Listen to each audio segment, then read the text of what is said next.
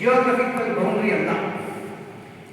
ಎರಡನೇದು, ಯಾರು ತಮ್ಮ ಜೀವನದಲ್ಲಿ ಪರೋಪಕಾರ್ಯಾತ್ಮಂ ಇದಂ ಶರೀರಂ ಅಂತ ಹೇಳಬೇಕಾದ್ರೆ ನಿಮ್ಮ ಮೋಕ್ಷದ ಕಡೆ ನೀವು ಅಕಸ್ಮಾತ್ ಏನಾದರೂ ಹೋಗಬೇಕು ಅಂತಿದ್ರೆ ಪರೋಪಕಾರ ಮಾಡಿ ಮೋಕ್ಷದ ಕಡೆ ಬಹಳ ಸುತ್ತಿಡು ಅಂತ ಹೇಳಿದ್ರೆ ಒಬ್ಬ ಹಿಂದೂ ಅವನು ಯಾವ ಥರ ಪೂಜೆ ಆದರೂ ಮಾಡ್ಕೊಂಡು ಯಾಕಾದ್ರೂ ಪೂಜೆ ಮಾಡ್ತಾನೆ, ಪೂಜೆ ಮಾಡದೇನೂ ಇಲ್ಲ.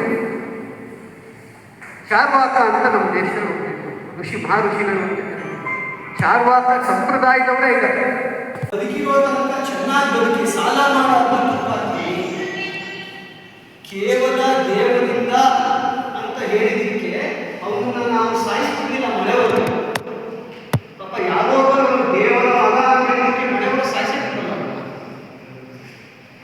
ಸೆಕ್ಯುಲರಿಸಮ್ ಅಂದ್ರೆ ಏನು ಅಂತ ಹೇಳಿದ್ರೆ ಒಬ್ಬ ಇನ್ನೊಬ್ಬರು ಅಂತ ಹೇಳುವಂತ ವ್ಯಕ್ತಿಗಳು ಯಾರ್ಯಾರು ದೇಶದಲ್ಲಿ ಅಂತ ಹಿಂದಿದ್ರು. ಇದಕ್ಕೆ ಯಾವುದೇ ಪೂಜಾ ಪದ್ಧತಿ ಇಲ್ಲ, ಯಾವುದೇ ಜಾತಿ ಇಲ್ಲ, ಯಾವುದೇ ಸಂಪ್ರದಾಯ ಇಲ್ಲ, ಅವನು ಯಾವ ಮತದವರು ಅಂತ ಬೇಕಾಗಿಲ್ಲ. ಇದೆಲ್ಲ ನಮ್ಮ ಪೂಜಾ ಪದ್ಧತಿಗಳು, ನಾವು ಮಾಡ್ತಿರುವಂಥ ಬೇರೆ ದೇವರುಗಳ ಇದೆಲ್ಲ ನಮ್ಮ ನಾಲ್ಕು ಗೋಡೆಯ ಮುಂದೆ ಇರುವಂಥ ಕರ್ಮಕಾಂಡವೇ. ಈಗ ನಾನು ಹೇಳ್ತಿಲ್ಲ, ಅರವಿಂದ್ರು ಹೇಳಿದ್ರು, ಇಲ್ಲಂದ್ರೂ ಹೇಳಿದ್ರು.